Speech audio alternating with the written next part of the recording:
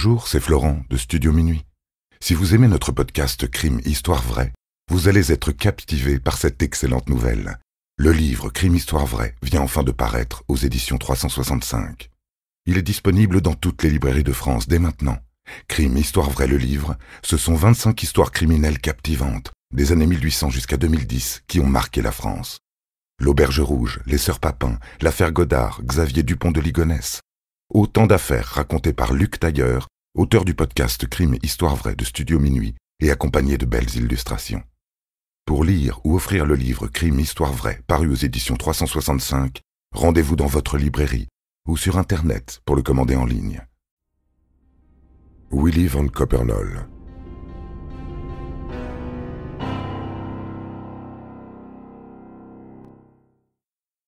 Deux semaines plus tard, les gendarmes retrouvent la piste de Coppernoll. Il est interpellé non loin de Compiègne. Dans le coffre du véhicule, on découvre un fusil à pompe volé dans un restaurant proche de Narbonne où Van Coppernoll avait travaillé pendant 2 jours.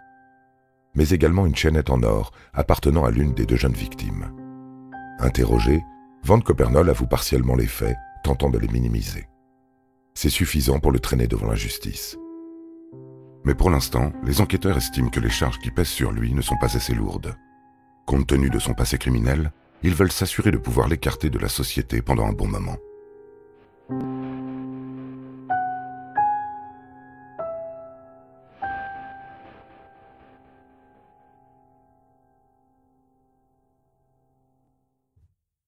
En épluchant son dossier, il remarque qu'il a été condamné plus de 30 fois pour escroquerie, attentat à la pudeur et rapt de mineurs, dont 5 fois en Belgique.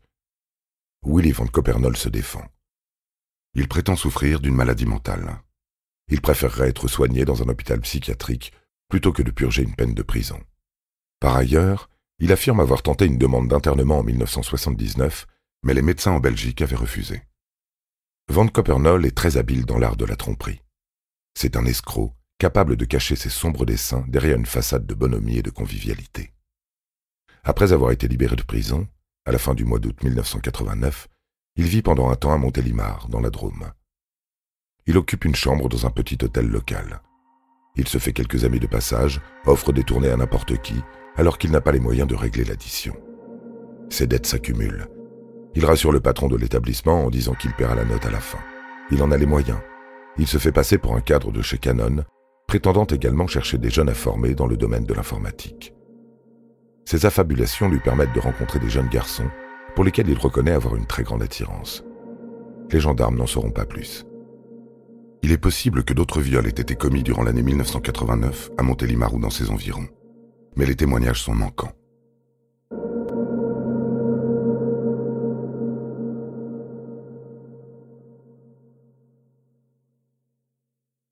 En revanche, les enquêteurs se penchent sur une affaire de disparition inexpliquée, celle du petit Abdel, 11 ans. Ce dernier s'est volatilisé le samedi 27 mars 1993, quelques jours seulement avant le double viol qui a eu lieu à Rémoulins. Tout semble impliquer Van Coppernoll. À cette époque, il se trouvait dans une auberge à Tresques, située à 20 km de Rémoulins. Il y avait réservé une chambre sous le nom de Berg, se faisant passer pour un ingénieur IBM en mission. L'homme accusé du double viol avoue être responsable de l'enlèvement d'Abdel à la toute fin de sa garde à vue. Sur un ton détaché, il déclare que le jeune garçon est décédé. Il prétend que c'est un accident. Il peut guider les gendarmes jusqu'à l'emplacement du corps. Les détails de son récit permettent de reconstituer le déroulé macabre des faits. Le 27 mars 1993, Abdel Jabbar Kissi attend ses parents sur le parking d'un supermarché de Rémoulins. Une Opel Astra bleue immatriculée en Belgique s'arrête à sa hauteur. Van Coppernoll lui propose de monter dans la voiture. L'enfant accepte sans opposer la moindre résistance. Bien sûr, le récit des faits pourrait être altéré puisqu'il provient uniquement de son kidnappeur. Ce dernier prétend avoir roulé assez longtemps, puis avoir offert à Abdel une glace à la grande motte, puis un cornet de frites. Il aurait ensuite proposé à Abdel une relation intime à laquelle l'enfant de 11 ans aurait donné son consentement en échange de 300 francs. Van Coppernoll s'énerve car tout ne se passe pas comme prévu, selon lui. Le garçon menace de le dénoncer aux gendarmes. Après une brève bagarre, la victime est si violemment secouée qu'elle tombe et sa tête heurte une pierre. Abdel est à moitié assommé. Du sang coule à l'arrière de sa tête. Willy van Coppernoll prend peur il décide de l'achever en fracassant son crâne avec une grosse pierre.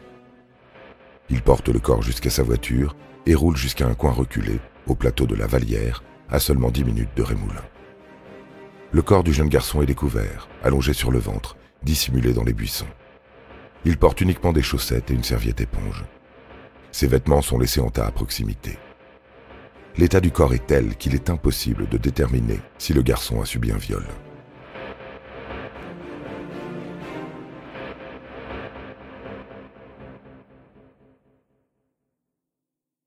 La violence dont Willy Van Coppernoll a fait preuve suffit à peser lourd dans le dossier.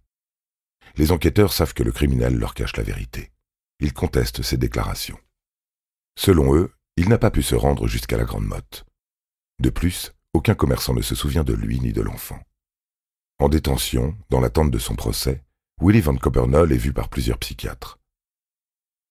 Dès l'enfance, il a fait face à l'instabilité. Né à Gand, en Belgique, il est le petit dernier d'une famille qui comprend 16 enfants. Son père est un repris de justice, déjà condamné à plus de 10 ans de prison pour inceste sur une de ses filles. Cette dernière finit par tomber enceinte de lui. Willy est placé dans une institution catholique. Là-bas, il assure s'être fait violer à 7 ans par 2 religieux et à 13 ans par un juge de paix. Mais il ne peut pas prouver ce qu'il avance. Les informations sont prises avec beaucoup de recul, compte tenu de sa mythomanie maladive.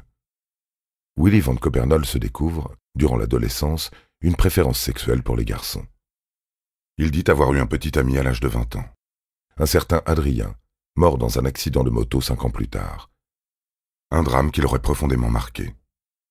Depuis cette tragédie, il change d'identité plusieurs fois, vole des papiers et fait régulièrement des allers-retours en prison entre les années 70 et 1980. Il enchaîne les petits boulots, boucher un jour, boulanger le lendemain, puis cuisinier ou chauffeur poids lourd. Il finit par s'engager dans la Légion étrangère, mais il est renvoyé au bout de 2 ans. On ne saura jamais vraiment pourquoi. Les psychiatres décrivent Willy comme un individu délibérément pervers, ne montrant aucun signe de culpabilité.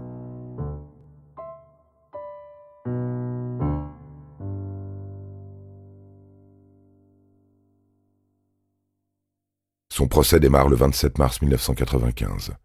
L'ancien légionnaire comparaît devant la cour d'assises du Gard à Nîmes.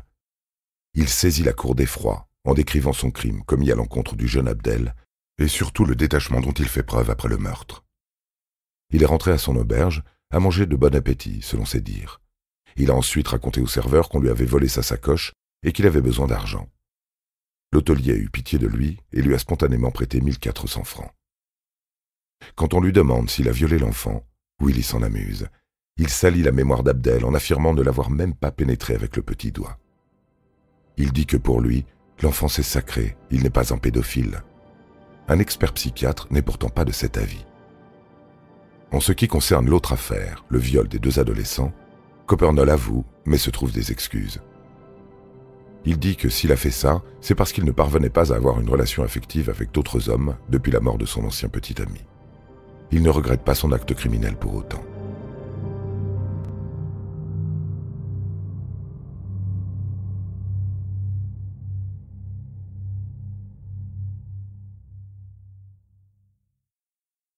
Après 3 jours de débat, le jeudi 30 mars 1995, Willy Van Coppernoll est condamné à la réclusion criminelle à perpétuité, assorti d'une période de sûreté de 22 ans.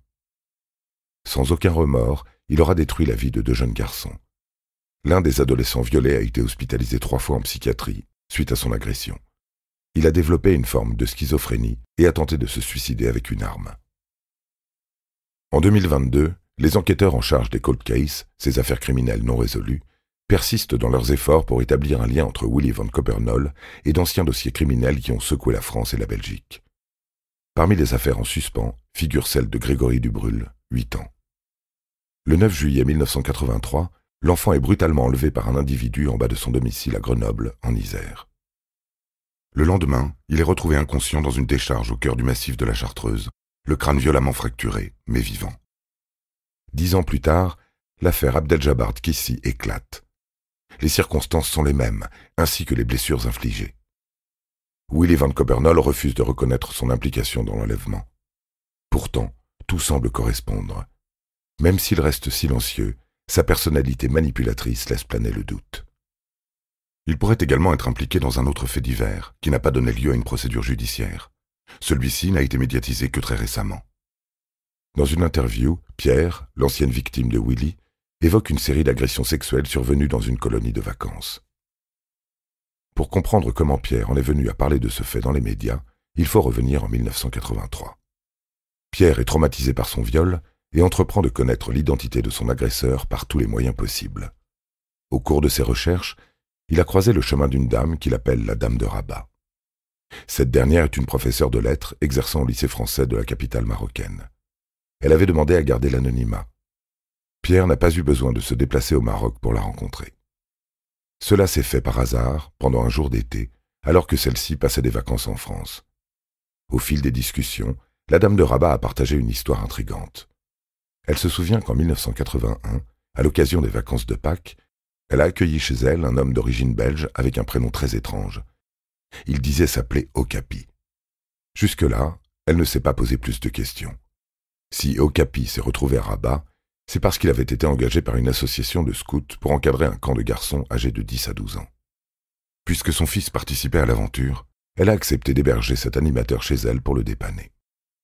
Le camp s'est achevé sans aucun incident en apparence. Okapi est rentré en France. Mais au fil des jours, les langues ont commencé à se délier. Lorsque les enfants ont raconté ce qu'ils avaient fait durant ce camp de vacances, ils ont évoqué des activités inhabituelles, comme des jeux à caractère sexuel dans lesquels ils se retrouvaient régulièrement nus. En entendant cela, plusieurs parents se sont plaints auprès des organisateurs. Finalement, l'affaire semble avoir été classée et oubliée. Pour Pierre, il ne fait aucun doute que Willy Van Coppernoll et Okapi sont la même personne. Ses soupçons ont été confirmés par une adresse d'hôtel associée à l'homme l'ayant violé. Lorsque Pierre et son ami Maxime ont enquêté sur place, les propriétaires de l'établissement ont corroboré ses doutes. Un mois après les faits, Okapi a envoyé une carte postale depuis l'Andalousie à la professeure, la remerciant chaleureusement pour son hospitalité. Même si cette histoire paraît crédible, les enquêteurs de Nanterre ne prennent, pour l'heure, pas en considération ces éléments. Il est fort à parier que Willy Van Coppernoll garde pour lui de sombres secrets, et qu'il soit l'auteur d'autres agressions sexuelles ou mortelles. Avec le temps, peut-être que l'on parviendra à lui associer de nouvelles affaires non résolues, à moins qu'il finisse par tout emporter dans sa tombe. Il est aujourd'hui l'un des plus vieux détenus de France et n'a adressé aucune demande de libération. Pourtant, il aurait pu le faire depuis 2017.